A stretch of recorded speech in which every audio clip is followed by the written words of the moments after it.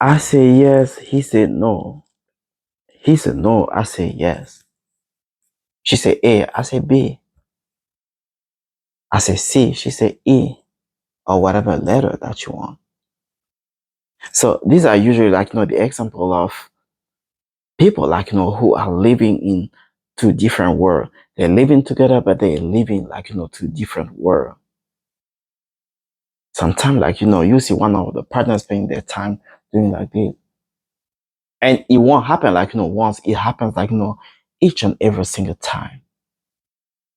But when see these kind of things, it just reminds me that it just make me think that they're really not together. Because if they were together, if there was that trust, between the two of them, they would be sharing everything. So one partner wouldn't spend their time doing like this. No, they'll be sharing everything with their partner. Even things sometimes, that are not really interesting. They will be sharing that with their partner. So whenever you are in a relationship, I always believe that we gotta be able to share everything. Sharing is caring. Because when you share with your partner, you show into that partner that I love you, I trust you, you are my whole world. You know what I'm talking about? And it's gotta be vice versa. So instead of living together, but separately, or instead of living together, but into different world, we should be able to come together to share our thought, to share our fear, to share our worries, to share our love, to share our ideas, to share our dreams. It's only when you reach that stage that you really realize that that's maybe the person that was made for me. No one can actually tell if a person were made for them. They will say that because they spent together 20, 25 years and say you were made for me. But at the beginning of the relationship, they didn't already know that that was the right person for them. Some people will say, yeah, that was the right person. I do not know much about that because we are all different. But I'm just concerned about, those people who living together, but there's a wall between the two of them, or they're living together, but they kind of, pretending to be together.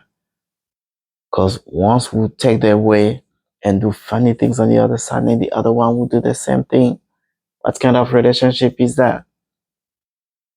Being together means sharing everything together.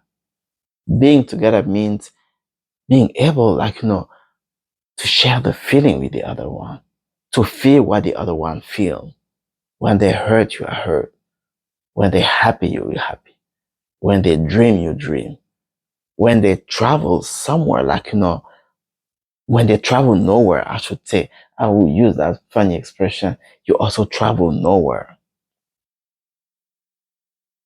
It's all about, being together. It's all about saying to yourself that we together, then we gotta be united. We gotta be one. It's like marriage. When you marry, you become one person. The Bible and the Quran and some other books say that. So let's share. Let not be selfish in our relationship. Let's not only think that our happiness is the most important thing. No. Let not think that. But let always try to do our best to please the other one. The more you please the other one, the more they will please you too. The more I please my wife, the more she pleases me too.